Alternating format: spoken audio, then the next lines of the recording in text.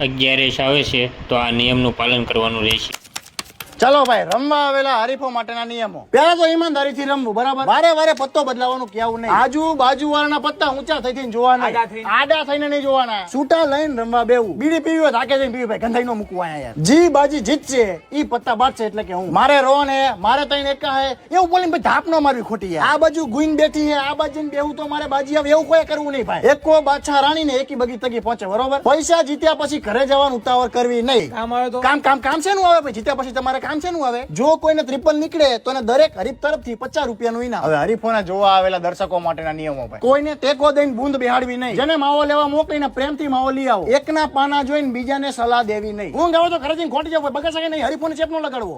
બાજીમાં કાંઈ નથી, બે બગામ નો આવે, ખોટી સલાહ નો દેવી. પછી રમતા આવડતું જોઈએ. ટોળા વળીને ખોટી ગભરામણ નો કરવી. જીતે એની પાસેથી વાપરવાના માંગવા નહીં. હારેલા હરીફની મસ્તી કરવી નહીં, બાકી લફ દઈને લાફો પડી જશે, બરોબર? મસ્તી કોઈ નહીં કરવાની. મારી છે ને ભાઈ, મારી